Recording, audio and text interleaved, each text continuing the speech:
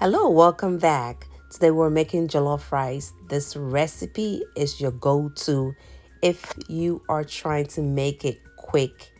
And here is our ground beef. You can use corned beef or whatever protein you like, chicken, whatever.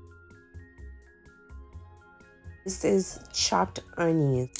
This is one large onions chopped. Chop it as tiny as possible. Now here's some carrots, my chicken broth, homemade, two little tiny tomato paste, 2 cans. Here, marinara sauce and pasta sauce. Now, I use one or the other. Here is rosemary and 2 bay leaves. Let's start. Now we're going to brown our ground beef. Because we're not using corned beef, we're using fresh ground beef. We start that first because we want to cook the meat and brown it until it's ready to add the next ingredients. So here I'm just spreading it out, making sure that the heat gets to it and starts browning. I put no oil to start because there is a lot of oil in the ground beef, and as it cooks slowly all the oil will begin to show. Here goes in my powdered cayenne pepper, black pepper. We're not blending anything today, we're in a hurry. Your onions chopped finely because we're not blending it. Make sure it's tiny so then you can get as much sweet from that as possible. You saw that I added a little oil to it because now I knew the amount of oil that I could add to it. Tomato paste I added. Now because it's toucan, it was really thick. I used a little bit of water to thin it out here. And then I decided to go with the pasta sauce since that's thinner. Marinara is thicker, so I chose the pasta sauce today.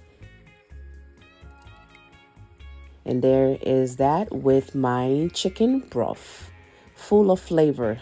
Then I went right ahead and added the carrots. The carrot, when I chopped it, it was beginning to discolor. Oxidation was getting to it, so I stored it in water. So that's the water and the carrot that I just poured in. You're going to need the water to thin out the stew anyway. Here are all my seasoning listed that I added.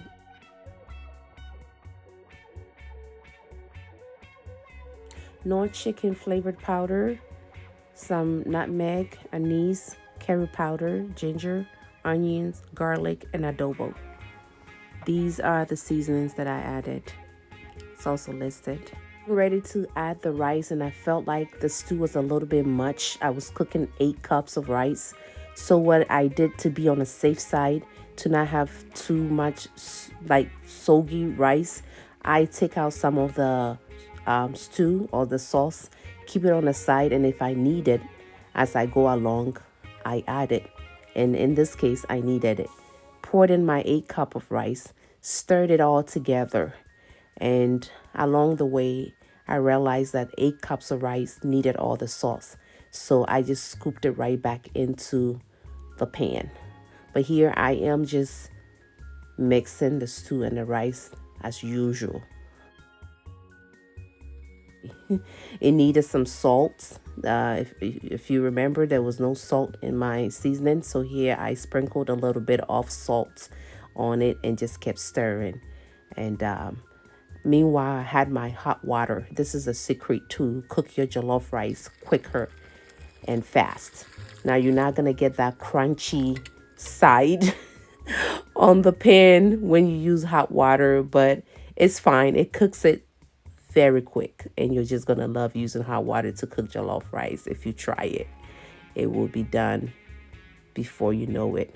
I prefer to cover my jollof with paper towel instead of parchment paper. You can use parchment paper. I do have that. But with jollof rice, I have realized when you cover with Cover it up with paper towel, ordinary kitchen paper towel. It really cooks faster. In my opinion, I think the paper towel retains more water and traps the heat better. All right. This is after I have covered it the first time and done my first stirring. You can see that we are almost halfway there to fully cooked jollof rice. So I just covered it up again for the second turn. As you see, I am covering it up with a paper towel again. Came back for the second turn. My hubby stepped in a little and helped me churn this one. Yes, besides running to the store to get my sauces, he did help. All right, so the second turn, it was actually done. My kids were home on a Monday evening and I had to cook this before they woke up from their nap. I had no time to waste. This is my go-to recipe and I'm telling you, it is amazing. It cooks quick and it's delicious. Look at that beautiful, beautiful plate. Look at the steam. Look at it.